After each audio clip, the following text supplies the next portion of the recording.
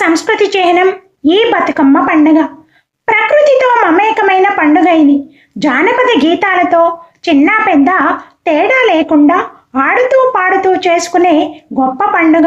రంగురంగుల పూలతో తెలంగాణలోని ప్రతి గ్రామం శోభాయమానంగా మారిపోతుంది. ప్రకృతి రమణీయత కొట్టొచ్చినట్లుగా కనిపించే కలర్ఫుల్ పండుగ అంటే బతుకమ్మ పండుగ. అక్టోబర్ 2 బతుకమ్మ సంబరాలు మొదలైన నేపథ్యంలో ఈ పండుగ విశిష్టత, తొలి రోజు జరుపుకున్న ఎంగిలి బతుకమ్మ పండుగ ఆ పేరు ఎలా వచ్చింది మొదలైన పూర్తి వివరాలు ఈ వీడియోలో మనం తెలుసుకుందాం. మొట్టమొదటిసారిగా మన ఛానల్ చూస్తున్న వారు ఎవరైనా ఉంటే please like, share, subscribe. Bathukamma పండుగ తెలంగాణలో ఆశ్వీజ మాస శుద్ధ పాడ్యం నుంచి 9 రోజుల పాటు జరుపుకుంటారు. తెలంగాణకు మాత్రమే ప్రత్యేకమైన ఈ బతుకమ్మ పండుగ రాష్ట్ర సంస్కృతి సాంప్రదాయాలకు ప్రతీక. ఏ పండుగైనా జరుపుకునే ముందు దాని పూర్వపరాలు తెలుసుకోవాలి. బతుకమ్మ పండుగ ఎలా చేస్తారు? తెలంగాణకు మాత్రమే ప్రత్యేకమైన బతుకమ్మ పండుగ రోజుల్లో మహిళలు, అమ్మాయిలు రంగురంగుల పూలతో బతుకమ్మను పేర్చి అలంకరించి ఆ బతుకమ్మల చుట్టూ చప్పట్లు చరుస్తూ వలయంగా తిరుగుతూ బతుకమ్మ పాటలు పాడతారు. బతుకమ్మ సంబరాలు 9 రోజుల పాటు జరుగుతాయి. బతుకమ్మ పండుగ వేడుకలు ఎప్పటి నుంచి మొదలు అంటే భాద్రపద బహుళ అమావాస్య అంటే మహాలయ అమావాస్య నుంచి బతుకమ్మ వేడుకలు మొదలై ఆశ్వీజ శుద్ధ అష్టమి అనగా దుర్గాష్టమి పర్వదినంతో ముగుస్తాయి. ఈ ఏడాది అక్టోబర్ 2 నుంచి మొదలైన అక్టోబర్ 10తో దుర్గాష్టమితో ముగియనున్నాయి. అయితే ఈ ఏడాది అక్టోబర్ 11 ఉదయం 11 గంటల వరకు అష్టమి తిథి ఉంది. అందుకే ఆ రోజు కూడా ముగింపు వేడుకలు జరుపుకోవచ్చు. ఇది వారి సాంప్రదాయాన్ని బట్టి అనుసరించి ఉంటుంది. మొదటి రోజు ఎంగిలి పూల బతుకమ్మ. మహాలయ అమావాస్య రోజు నుంచి ప్రారంభమైన బతుకమ్మ మొదటి రోజు వేడుక.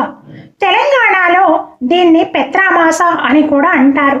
ఈరోజు నువ్వులు, బియ్యం పిండి, నూకలు కలిపి నైవేద్యం తయారు చేసి బతుకమ్మకు నివేదిస్తారు.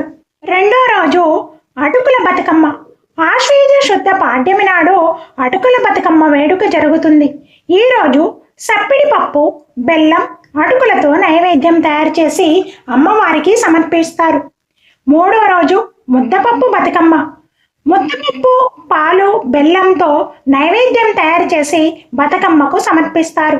నాలుగో రోజు ఈ రోజు నానేసిన బియ్యం, పాలు, బెల్లం కలిపి నైవేద్యం చేసి బతుకమ్మకు నివేదిస్తారు. ఐదో రోజు అట్ల బతుకమ్మ. ఈ రోజు బతుకమ్మకు అట్లు లేదా దోశలు నైవేద్యంగా సమర్పిస్తారు. ఆరో రోజు అలిగిన బతుకమ్మ. 6వ రోజైన ఆశ్వీజ పంచమి నాడు బతుకమ్మకు అలిగిన బతుకమ్మగా పూజిస్తారు. ఈ రోజున అమ్మవారు అలిగి ఉంటారని, ఏమీ తినరని అంటారు. అందుకే నైవేద్యమేమీ సమర్పించరు. 7వ రోజు వేపకాయల బతుకమ్మ.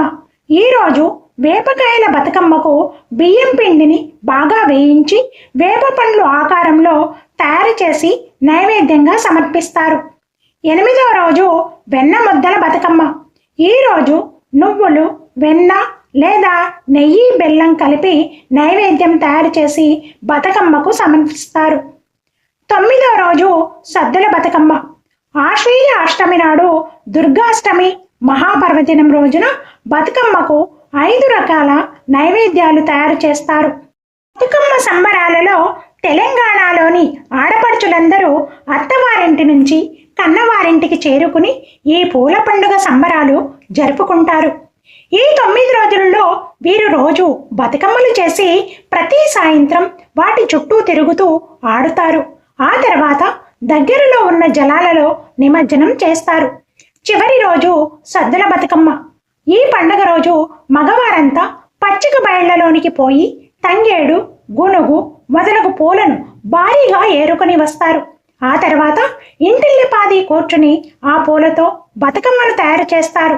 చీకటి పడే సమయంలో స్త్రీలందరూ ఈ బతుకమ్మలను తలపై పెట్టుకుని ఊరిలో ఉన్న పెద్ద చెరువు దగ్గర వైభవంగా ఊరేగింపుకు బయలుదేరుతారు. బతుకమ్మ బతుకమ్మ ఉయ్యాలో, బంగారు బతుకమ్మ ఉయ్యాలో అంటూ పాటలు పాడుతూ ఆటలు ఆడుతూ బతుకమ్మలను నీటిలో నిమజ్జనం చేస్తారు. ఉద్యమ స్ఫూర్తిని పెంచిన బతుకమ్మ తెలంగాణ ప్రత్యేక రాష్ట్ర ఉద్యమంలో బతుకమ్మ పాత్ర ఎంతో విశిష్టమైనది.